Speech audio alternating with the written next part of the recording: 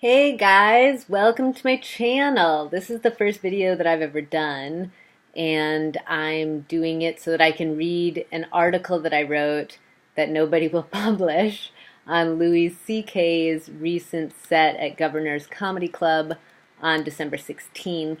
It's getting like a lot of play on YouTube. The set was leaked, and people are like writing responses, and the New York Times just published this op-ed from a psychoanalyst who's like, Louis C.K. And I had submitted my piece because I thought my piece was really well written and worthy of consideration. And no, nobody wants to publish it. So I figured I would read it to you guys because that's how I choose to fight the power.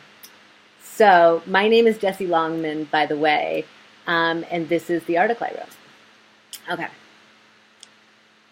People falling from greatness fascinates me the way Kim Kardashian's ass fascinates me. I know about it, and every now and again I can see it. It's dramatic and accessible and gratuitous in a way that makes wasting time online more fun. I got to check that feeling recently when I heard an underground vocals-only recording from December 16th of Louis C.K. performing at the Governor's Comedy Club on Long Island. The video's doing the rounds on YouTube, and as of my count on New Year's Day, reached 286,143 views. I should mention that's only 2 days after the video was posted on December 30th. If you look now, the numbers are extraordinary. Everybody's watching this video, so. Of the comedy acolytes who have already seen it, 806 people wanted to be recorded as saying they did not like it, but 9.3K gave it a thumbs up. This recording is comedy samizdat. It's juicy. Louis has fallen to the bottom of the barrel, and around 300,000 people want to know if he's still alive. He is. I'll start out by saying I admire the man. I've loved his work for forever, but who gives a shit? Everyone loved that man's work. He was comedy just as comedy started to make drama boring. And then we found out about the bad thing, the shitty little man taking it out on the hopeful young women, and the cover-ups that inevitably follow these things, the many tearful recriminations. And we got on with watching as one of the biggest stars got thrown off stage. His defense didn't matter, so we all just thought, let's lynch him. And we strung up a noose and watched as his eyes popped and his fat red head got impossibly bright. We were looking for blood, and he had plenty of it. Also, it was fine because it was historic, an act of God. One of the mansions burnt to cinders in the great forest fire that feminist politics is now. Remember, even in a town called Paradise, all those big houses burn just the same. It puts the fear of God in you. Anyone can be humiliated. It's terrifying. Watch out. It's not a joke. Louis's death was political, and the irony made it delightful. After all, he was a spy from our very own ranks, one of the most celebrated comedians alive and a critical link for white people. He bridged Obama-era liberalism with the working class. His voice was triumphant in an age of precipitous verbal battle lines, where television hosts regularly interviewed pundits on which phrases show your #MeToo and which your racist grandma might use. Everyone wants to be right here, so you don't break ranks easily. If someone proves they're a traitor, excommunication is sure to follow. Liberal feminism found an imposter in CK, and now we get to punch him in the face. Suddenly, love for Louis was naive. It hadn't been before. We were all fans, the people buying tickets, and now we all agreed that no one would talk to him, whether we knew him or not. The corporate sponsors shuttered, the networks canceled his shows, and I'll admit it felt weirdly mighty. How badly do you think we could hurt this guy?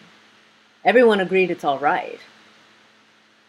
It's got to be a similar feeling to the one Louis had jerking off in front of those girls. Absolute, whimsical power. What weird, shitty thing would you do if you could get away with it? And would getting caught matter nearly as much for you as it did for him? On the recording I listened to, Louis says he lost $34 million in a single day. I don't have anywhere close to that, so I don't know what it's like to lose. But the comedian starts off by describing the same confused regret anyone might relate to, and off we go, sympathizing with the devil. That's comedy, right? For an hour of material, he got a standing ovation. It's clear he's still as good a writer as he ever was. You don't need to see his delivery to see that. The structure of each joke is solid. The more outrageous, the stronger the foundation. There is a difference, though. He's angry now. Before the bad thing, his comedy was warm and chubby. He made you feel okay about being regular. But then he did something we don't want to think of as regular, and we told him so, and now he's back to tell us something worse. His vocabulary is noticeably smuttier. You can hear a lot of men laughing. It's not a subtle show. He riffs off being a dumb American, a pig. He talks about not over-tipping your waiter because he may have a child chained to a radiator at home. The joke is percussive and dangerous, the way good comedy is when you're laughing at what you're not supposed to. It's uncomfortable because you know the thrill of one is dependent on the other. Breaking the rules is only amusing when you agree with those rules. Louis's not a social justice warrior. He's funny, and it's enjoyable to laugh at things you take seriously. It helps you endure. In the Governor's set, Louis talks about his mom scrapbooking negative articles about him from the New York Times, and how his 13-year-old daughter thinks stand-up is stupid. The audience moans consolingly as he praises her lunge for free expression, and then he tells us what he wanted to say to her but didn't. Her only accomplishment is being his daughter. It's cruel and funny and true. What a weird and wily magic to say something insulting and have it help what you can't fix. This is hard to talk about, just like it's hard to talk about what he did. Maybe I've lost the point or just conflating details of the incident with the emotions they inspire, but I don't really see how what Louis did is worthy of exile, especially when you consider how powerful and important his voice continues to be. It's curious when you think how many stars are staying down. Weinstein will never work again, sure, but where the hell is Al Franken or Aziz Ansari? Their crimes are not the same, not even in the same ballpark. Weinstein was playing a different game entirely, and his scope of influence was absurd. He deserves to die. But the other guys? Really? Some of them are major talents and workhorses. Gone. I figure most men are probably more culpable of bad behavior than anyone wants discussed publicly, so no one's going to say boo when you drag another guy out. But now here's Louis, talking about it. Exactly what he's not supposed to do. All the stuff he's not supposed to say. The teen Parkland shooting survivors are punks, or the myth that black guys have big dicks is true. He's taking the opportunity to score his humiliation, and you can't say it's not entertaining. People are watching.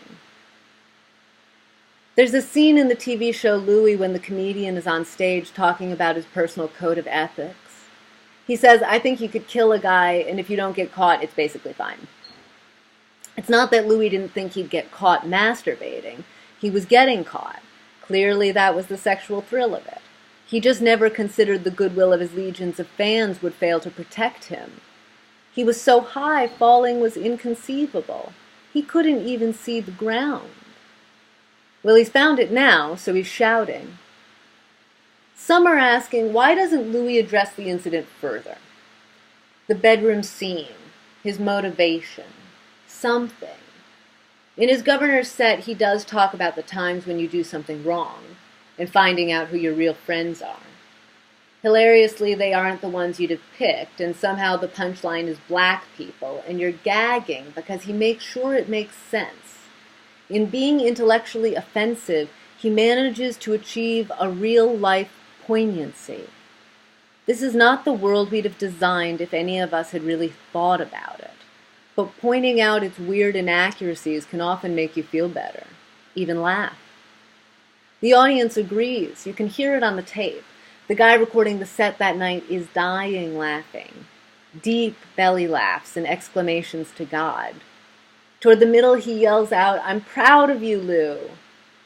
This is not an unimportant guy with some unnecessary skill. Louis presents nearly an hour of material to a rapt audience. That's not nothing.